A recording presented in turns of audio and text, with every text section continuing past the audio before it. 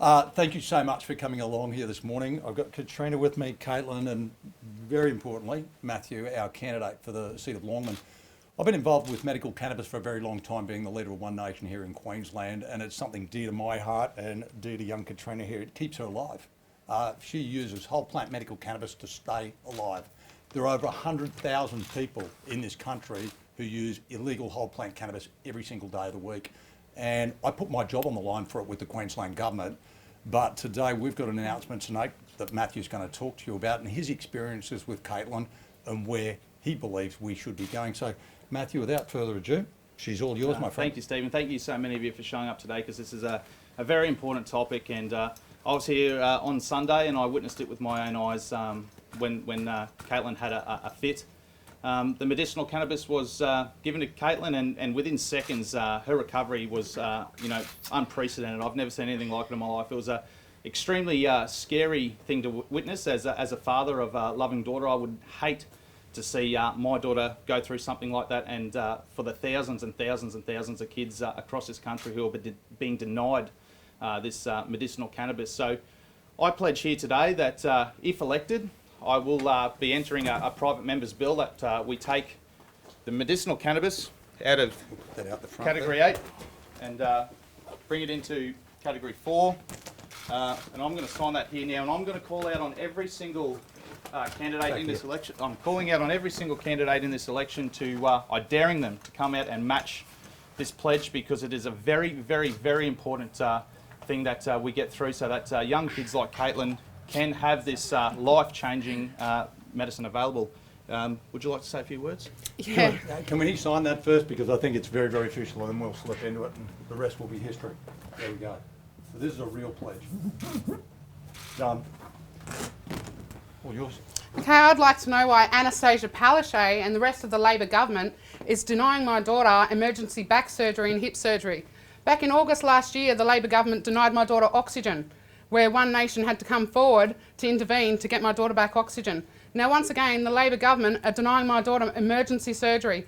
She was due surgery in December to get growing rods in her back extended, and she was due surgery in June to get the growing rods in her back extended. Nothing's happened. Now, she was due emergency hip surgery in January. Anastasia has ignored a public interest disclosure complaint back in August last year. The CCC and the head ombudsman are investigating the matter, and the Chief Health Officer here in Queensland has stopped access for illegal cannabis product for my daughter. She has contacted my daughter's doctors, told them not to prescribe cannabis, not to have anything to do with cannabis, and not to take care of my daughter's epilepsy. But we have been using cannabis oil, what I make up at home and what Tony Bauer supplies to my daughter, in Lady Slento Hospital since 2014. There are several families. We've been using Jenny Hallam's oil, what's been illegal. There is so many families out there using illegal medicine, and we're going around in circles. I had a meeting the other week. Now, the Director General of Queensland Health has advised me to put my daughter on a legal product just for hospital, and then when she comes home, she can stay on the illegal cannabis. Now, I had a meeting with Jeanette Young back in January last year. Her herself promised me Caitlin can stay on the medicine what she's on. My daughter's not a guinea pig. She's not someone to do experiments on. She spent 28 months of her life in hospital on a cocktail pharmaceutical seizure medication and 6 different opiates. I have weaned my daughter off completely every single medication. She's purely on cannabis and thriving. All they have to do is look at QAS ambulance report and hospital documents. Now, all this has been documented in all Queensland Health documents since 2014. Every single doctor in Lady Slento has allowed me to use cannabis medicine, has even told me to administer cannabis medicine. We've had Met calls and they scream for me to get cannabis medicine. Now, why all of a sudden, since August last year, the director gets his job put on the line, now my daughter has to sit at home and suffer. They know pain causes seizures. Now, she had 8 seizures on Sunday, and then she had another one this morning because of the pain. This is getting beyond a joke, and someone needs to stand up and do their job. One Nation are the only political party who put people before politics, and I have had a gutful. Anastasia and the old Health Minister Cameron Dick ignored me for 3 years. The new Health Minister Stephen Miles, I met with him in January. He promised me the solution would be sorted and the problem would be fixed. Nothing's been fixed. Stephen Miles runs and hides. He's only a puppet. He's not a health minister, he's a puppet. Something needs to be done because my daughter needs surgery and she needs it today. We need an exemption so she can get into hospital and she can have the cannabis medicine she's been using in the same hospital since 2014. This is getting beyond a joke. Why should my child have to suffer? I've gave her an increase in cannabis today. Now look how happy she is, active and alert. She's not zonked out on 6 different opiates on high flow oxygen. Now why are they letting a 9-year-old non-verbal disabled child suffer? That's what I'm asking Anastasia Palaszczuk today, because she seems to ignore me. I've tried to talk to her for 3 years. I've met her in person twice, but now she will refuse to meet with me. It's beyond a joke. It's time Malcolm Toombul done what he promised. He said he would sort this matter out. This was going back in August last year. He sent an email to Anastasia Palaszczuk. Nothing's been sorted out. Anastasia replied back to the email with lies. Now, Anastasia stood up in Parliament and lied about my family and said, I'm refusing medical treatment. I've rang Lady Salento. I've tried to get her in for surgery. And they say, no, Katrina, please don't come here. We know Caitlin's life's on the line if we can't use cannabis, but our jobs will be on the line if we allow you to use cannabis. So I'm going round in circles. I've contacted Westmead Hospital in Sydney. I've contacted Canberra Hospital. I've contacted Melbourne Hospital. No one will have my daughter because she's too complicated. But look, she's thriving. She's not on any opiates, no pharmaceuticals. And we have also used it for her last 5 back surgeries. Purely, she'll come out of theatre, no morphine, ketamine, nothing is given. It's cannabis, and she sits up in ICU bed like this, smiling and dancing, and they discharge us home. So I want to know, why can we use it for her last 5 back surgeries and since 2014, but now my daughter has to sit at home and suffer for 7 months because the Labor government don't have a backbone or a heart? This is getting beyond a joke. My daughter's life matters, and I shouldn't have to waste my time fighting this government over this matter. My daughter has a quality of life now. We should be able to access the community and have fun because she is thriving now. I wouldn't have minded fighting the government and the health department before when she was zonked out and a zombie on their stuff, but she's happy now. She's got a quality of life. Why do I have to go through this? Why do I have to waste my time fighting the government when this medicine's working? They've got doctors' letters. All the doctors back me, but Stephen Miles is ignoring doctors' letters. I'm more than happy to show you the doctors' letters. Now, we've got Bribie Island Police Station, Caboolture Police Station. They support me. I've signed stacked decks with them. They know I've got cannabis plants right here. I am just going round in circles. I'm over it now. I seriously am. Something needs to be done. And I am tempted. I'm sorry, but I am going to say this because I have had a gutful. I have a photo of the director of the hospital smoking a joint. Now, if he can smoke joints and do this, he can let me come into that hospital to give my daughter cannabis medicine. Enough's enough. Are you willing to share that photo? Yeah, I am. I've had enough now. And who is that person? He's Dominic Tate. He's the highest one up in the hospital. He's well aware of it because he's just deactivated his Facebook account because I sent him an email with the photo yesterday. Matthew, is part of the issue with this that all the different states have different views and different laws and rules around medicinal cannabis? For instance, Victoria has had a big debate down there. They've made some legal actions. I mean, is it time for a national approach? Is part of this, is part of your push that national approach? I think it is. Get you in the middle of Sorry. that. You know, it's been a neglected topic for far too long, and you know, I seen it firsthand here on Sunday, and like I said, I can't understand how governments can allow families to go through the constant rigmarole that they are going through, the constant trauma that they're suffering. I mean, it brought a tear to my eye. I've got kids myself, and you know, the healing impact that this medicinal cannabis had was, you know, second to none. And I think it's about time the government stepped in and made something happen. Katrina, Yeah. Tell us how many times the ambulance used to visit you in a week before medicinal cannabis, and how many times it visits you now after medicinal. Okay, well, the hospital know themselves. All they have to do is look at QAS ambulance records to see we were getting a hospital nearly weekly for Caitlin. She was having seizures all the time. I'd lost count how many times I gave her CPR. Now, Anastasia Palaszczuk and Stephen Miles are well aware. Last time I ran out of cannabis, I gave my daughter CPR for 15 minutes. They need to have a backbone and put themselves in my position, because me and everyone else in the cannabis community who is fighting for change has had enough. Why should we have to fight to give our children a quality of life? Enough is enough. The name you mentioned before, are you aware of the ramifications of saying that?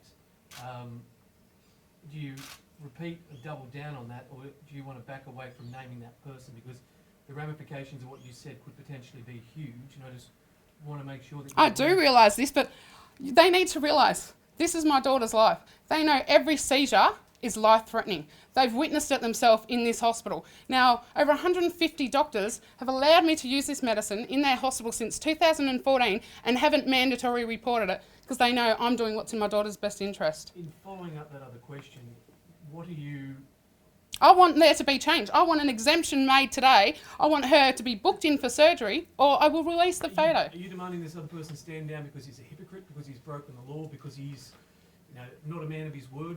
No, I want them, everyone in the hospital, to stand up. They all know what this medicine's done for my daughter for 4 years. Now they're all scared of this one lady, the chief health officer, who's threatening people's jobs. Now, this is the lady who's being investigated from the Ombudsman.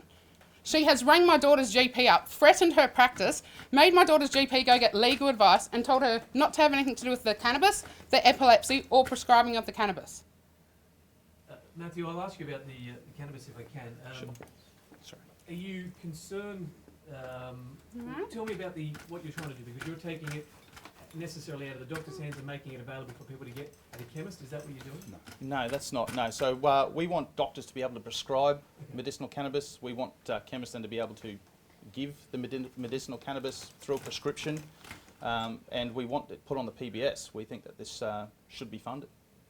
It's not just that. Like, Caitlin's carer here was in the room with me when I had a meeting with the director of the hospital, Andrew Hahn. Now, he advised me, he's put the policy aside because I'm doing what's in my daughter's best interest. ICU have signed off on it to say it's not causing harm to Caitlin. I get police come to my house with a search warrant. They see the cannabis, they shake my hand and tell me to keep administering the cannabis, but not to access any Queensland Health Hospital until the Premier and Health Minister sort the matter out. That was last August. I know it's a heated press conference. We ought to take you to some of the other topics if you don't mind. The accusations that you haven't been paying. Happy to go in that part. Is anybody else wanting to ask any questions relating to medical cannabis while you've got us here? Because very clearly, this is about a young lady's life. This is about a whole lot of young people and older people right across this country being able to get access, and that's what this bill will be about. This has already gone through the Senate and been approved by the whole Senate, exactly these words. Senator Hanson put that through a number of months ago. So if Matthew gets elected to the Australian Parliament, or any of the other two members that are running here from the LNP and from the Labor Party wish to match this pledge, we can guarantee that people like Caitlin are going to be able to get this life-saving medicine. That's the salient point that needs to be put out there today. This is about saving people's lives. And remember, 100,000 people in this country are potentially in Caitlin's position. Every day they delay surgery is a risk to her life, and they're well aware of this too. In regards to the accusations of... Okay, we'll get there. We might hop into that and you can let Caitlin go and free herself up from there. I'll take her inside. Thank you very much. I really Thanks. appreciate it. Ladies and gentlemen. Might have to just shift this light. Yeah. Sorry, I'll Do we just want to move move that this? way. You like it? Yeah, go for it. Thank you. Okay. Just one moment. Shall we move this? Would you like to bring that close? Yeah. I'm kidding. Policy as well? You want that out of the way? Yes. All right, sure. Beautiful. In regards to the accusation of the tradesman, you said yesterday that you believe that the ALP is behind that. They've tried to distance themselves somewhat from that today. Have you got anything to substantiate the accusation that they're responsible? Well, yes, I do actually. I had two former subcontractors contact me yesterday and say that they were offered $2,000 to go onto the media, to a media outlet, and slander me. They reached out to me, and I actually told them to go for it. Take their money if they're offering you money. I've got no case answer for it, and to their credit, their integrity, they said they would never do something like that for $2,000. It's just utter ridiculous. The media outlet offered them the $2,000, or? To be honest with you, they told me they received a call from a female person offering them $2,000 to go onto a media outlet. They didn't tell me which media outlet, but it had the smell of an organised, event. But it's not clear if Labor was behind the offering of the money. No, but then I spoke to another lady who had informed us that Susan Lamb's campaign manager and Labor campaign and the Labor campaign team had been offering these stories or these tradesmen around to various media outlets. Just to be clear, sorry. Say something? Yes, and then on the Today program, following my interview, Karl Stefanovic did mention, and further to that, prior to my interview, when they interviewed this tradesman, Matthew Young, that the Labor Party had approached him to come onto the show, I'm assuming, and that's where that was left with Karl Stefanovic. He made that quite clear. So just to be clear though, just to clear up the media's involvement in it, you're saying that a media outlet did not pay this person. It came I from couldn't the tell you Labor if, I couldn't tell you that 100% certainty, but I'm definitely sure in my own mind it's come straightly from the Labor Party and the Labor campaign. And I think in the Australian today, there was a comment in there made very clearly that the Labor Party had set up a website about dodgy builders, and that was set up on the 10th of July, I think. So this is about a preparation to blacken Matthew's name and to play the bastard card in politics. I don't think there's one rational thinking person in this country who has not seen how this is played. If Matthew had owed anybody any money, would you not think that they would have come forward over the last 2 years? This has all happened days or a week out to an election. I remember doing an interview with Graham Richardson only last week, and I made a point of exactly along these lines. And he said, this is a normal practice in politics, get used to it. I mean, that's what we need to accept. The bastard card has been played by the Labor Party, and they do it very well. They lie just like they lied in the Mediscare program. How disappointed are you, Matthew, that Pauline Hanson is cruising on the canals in Europe and not here in the backyards of Bribey? No, not disappointed at all. I mean, she's the hardest working politician in this country. I think she deserves a bit of rest and recovery, so no, why would I be disappointed? But shouldn't she be here during one of the most important by-elections to One Nation? We've got the Queensland State Leader right here off my left shoulder, Steve Dixon. I've got former Senator Malcolm Roberts here daily. We've been at train stations since 4 o'clock in the morning. We're out till 8 o'clock at night, so I think we're holding the fort quite well. And I think it's a telling tale that Pauline Hanson can trust her senior advisors and senior members to do the job. But she hasn't run away from the fort? No, absolutely not. I speak to Pauline quite regularly, nightly, and no, not at all. She hasn't run away from anything. I think a point that needs to also be made very clear, Senator Hanson booked this trip in a number of months ago. She's with family members on a cruise, and there's something you will all learn about politics. When you get out of politics, there'll be one thing left, your family. If you can't keep your word to your own family, how can you keep your word to the Australian people? And that's what she's done. When will Pauline Hanson be back in Longman? Look, like I said, I think I told you, Jackson, come down on polling day, bring your camera and your smile, and you can get a selfie on the polling booth with A Pauline. selfie with a fake Pauline. Well, not the actual And person. effigy, will it be Pauline, the real Pauline Hanson? Well, that'll be for you it's to a come down on the surprise Saturday. day. Surprise on Have the a day. look. But Why this- can't you be straight up with the people of Longman though? They deserve to know. if Oh, Pauline I'm will be straight up back. with the people of Longman, but You like know, I'm you telling you, can't say Jackson, the real They'll have come a down photo and have with a fake photo. Pauline. Come Jack- down and have a photo. Jackson, Is it very, real very, or fake? very clearly, the Fake point has been made. You can come down on the day. We've got to have a few surprises up our sleeve, and you're going to see it on Saturday, and you're really going to like it a lot. Believe me. Which- Even you will be able to get a photo. Which with polling Pauline. booth? All of them. Will she Oh, be okay, well- beamed in on via satellite or FaceTime to Well- the polling Hasn't she booth? been here longer than Turnbull and Short? Sorry, combined? if you wouldn't mind, Mr. Roberts, I did ask these two a question. So can you Will say she that- be beamed in via FaceTime Well, or? You'll have to You- come down on the polling booth and have a look for yourself. Don't You know. you think that you're now playing games? It's like You- no, you it's try- like hang on a TV, it's second, I'm like asking a TV question. You're stations, trying ladies to- and gentlemen. I'm going to give you the answer you're No, looking for. We've got to give you a surprise on the day. I mean, You're trying to lots be the and lots of party. political You're trying to parties be do the it, party and that we're cuts doing it. through, that doesn't talk nonsense, that connects with the voters. And now you actually can't answer the question about whether Pauline Hanson's going to be here. After telling people that she was exhausted and couldn't be here, it's now that she had a family commitment. I'm just trying to give you the opportunity to tell the truth. Is she going to be here or not? We're going to tell you the truth very clearly. Senator Hanson at the moment is on a boat, and if you come to polling day on Saturday, you're going to see a really big surprise. But you're going to hear a whole lot of things prior to that. We're going to be talking about coal-fired power stations. We're going to be talking about immigration. We're going to talk about all those things that the two people wanting to be the Prime Minister of this country won't talk about. And we know why the bastard card's being played here in Queensland. It's because Bill Shorten's job's on the line. I think we all need to admit to that. That's why they're spending multi-millions of dollars trying to blacken Matthew's name, and that's what the Labor Party's all about. We all know it's the truth, and we all should put our hand up and say, yep, that's right, they're telling lies. Matthew, when did you find out that Pauline Hanson wouldn't be campaigning in this, the vital last few days? Well, Pauline Hanson has been campaigning during the final vital days. We've seen her online. She's made several posts online. So, I mean, it's just a ridiculous, connotation to say that she's not campaigning or that she doesn't care about Longman or it's not an important seat, because it couldn't be further from the truth. So it's great to know that Pauline trusts my candidacy. She supports our party leadership and our number one Senate candidate, Malcolm Roberts, to hold this campaign and the fort steady in her absence. When did you find out about her holiday? I actually couldn't tell you. I couldn't tell you accurately, to be honest. Sorry, Jackson, I couldn't tell you. When you did find out, I know you can't remember when, were you personally disappointed to find out that your leader would not be here in the flesh? No, everybody needs a holiday. Like Steve said, Pauline didn't know that Susan Lamb and the Labor Party were going to have 5 members thrown out of government for under Section 44 of the Act. I mean, she can't plan her holiday around Susan Lamb being ineligible in Parliament. So the answer to that question is no. Why would I be disappointed? I'm excited. I'm excited for the result on Saturday, and we're just going to keep working hard.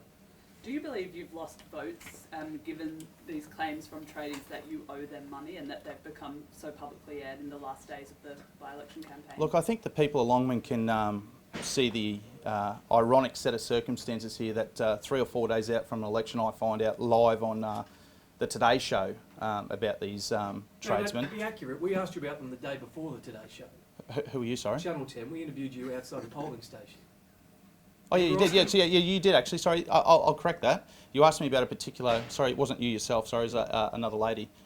She did ask me about a certain individual, and I explained to her off air because I didn't want to embarrass his family or his current employment status or affect that for the reasons he was removed from site. And I explained that quite plainly, quite frankly to her, and she could see right through the rubbish allegation. So And let's take that back a little bit further. The 2017 state election, the Labor Party did exactly the same thing to Matthew.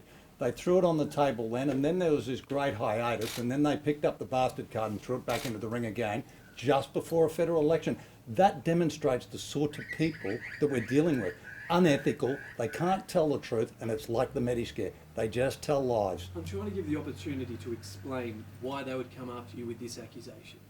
Now, It's politics. yeah, I can tell you right now, I can understand why when- this accusation. If they came after you before, why haven't you taken action in court to defend yourself? Are you talking Why- about particular tradesmen here? I'm trying to work out. Initially in the accusation. 2017 election, these particular tradesmen didn't come out and say these things, which is quite ironic. They used a different angle of my licence being suspended, which I've never run from. That's for public knowledge. I was ripped off $250,000 on a job, and I had to work hard to bloody get food on the table and keep the lights on. I've never run from anybody. I'm an open book. Now they've rehatched this. They've created some hatchet job, and they've landed it solely at my feet, live on the Today Show. And as you said prior, when I spoke to your colleague, that was the first I'd heard of it. And I think I think it's very important to understand as well. I only just today received one email with a possible claim. That was today. Up until this period, I haven't received anything. So that's the salient point people need to understand, and this is dividing politics and normal rational life. If somebody owes somebody money, you go and you ask for that money, and then if you don't get your money, you start to take legal action. None of that's happened. And I think every journalist here understands that very clearly. I mean, there are many TV stations that have gone into receivership and been stolen many, many times. They are sold with assets and liabilities. This can be complicated in business, but Matthew has been upfront, honest, sold a business. He's had people who have thrown stuff on the table via the Labor Party or via other avenues in the last week, and those people can't explain themselves. Why haven't they done this earlier? Where's their legal documentation? Where's their invoices? They don't exist. We've not seen them. Matthew has been upfront and honest. He got one this morning. Isn't that ironic? What did the email say? to be honest, it's just a vague email with a sum of about $5,500. It doesn't have a description on it, and that's why I said, I'm going to have a look at it. So I can't really tell you until I have a look at it. If it's legitimate, will you pay the money back? Oh, absolutely. If it's legitimate and there's a legitimate claim, like I said live with you yesterday, Jackson, and on the Today Show, if there is a claim and I owe somebody money, anybody money, please send it through. Just from my colleagues assisting us from the ABC, they've asked, could Pauline going on holiday harm One Nation's vote and also any preferences heading to the LNP? Well, very, very clearly, people are going to make a decision on Saturday. Up to 20,000 people may have already cast their vote, so that's in stone already. We don't know what that's going to be, but there are 11 people running in this race. We have consciously put the Greens last, Labor second, and the Conservatives not far above them. We don't know how this thing's going to pan out, but what I do know is the fellow at the top, he's preferenced us number 3. The person he's preferenced number 2 has preferenced us number 2. So, things could go pretty well. You could be looking at the next member for Longman standing beside me, Matthew Stevens. You have the ability to play kingmaker here, potentially with the Liberal Party, or obviously taking your preferences away from the ALP. Has any agreement been made, or have you tried to enter into any agreement with the government for support for your medicinal cannabis? Are you looking at that? You know, obviously, I can tell you right potentially now, delivering an MP to I Parliament. can tell you right now that I didn't enter this race to be a kingmaker and have someone enter Parliament off the back of my hard work and the back of One Nation's hard work. I'm here to win this race, and we're not preferencing anybody. The people of this electorate, Longman and Australia, own their preferences. I've simply asked them to put me first. They're second most trusted party, they're third, fourth, fifth, and so on until the card is filled. I don't distribute preferences to anybody. There's absolutely no deal, and I can tell you right now, I'd like to see the LNP and the ALP in my dust come the 28th. And the answer to your question directly is there's no deals done relating to medical cannabis. But I wish there was. They need to stump up and do the right thing by that little girl that was here a moment ago. Have you actually mentioned it to anyone else, or this is the first where I've met with Greg Hunt on numerous occasions, and Greg Hunt is a very reasonable human being, but I think there is some obstacle there. I don't understand what it is. When it gets down to human life and helping people, how can any government member sit back and not do the right thing? I mean, to save that little girl's life, and she has to use an illegal product, is unconscionable in my mind. I put my job on the line in January 2017 relating to this. It's an ongoing saga. It's like days of our lives. When are they going to snap up and do the right thing? And that's where the other two candidates need to come out and match that commitment that's made today. Very simply, save people's lives. How will you be spending the election night, Matthew? Oh, hopefully celebrating. You know, I'll a party at a we are. Skype call with Pauline from Europe. You're at it again, Jackson. You can't give up. I will be having a beverage at the RSL with my team and my campaign team. So, you know, hopefully it's a long one into the night. Will media be invited and all outlets invited, unlike other One Nation parties where some media outlets have been shut out? Look, I don't even know. I'll do what this, they but are. we love the media, and that's why you're all here today. We didn't exclude anybody. Seriously, there is some sort of an issue out there. There are stupid things that are said by some politicians. There are stupid things that are said by the media. But we're an inclusive party. We are changing as time moves on. And I think the two old parties, they've absolutely lost their way. So if you want to buy stocks in a political party, now's the time to buy into One Nation. They're good stocks to invest in. Thank you. Everybody happy? Thank you. Thank you so much. Really appreciate Thanks. your time.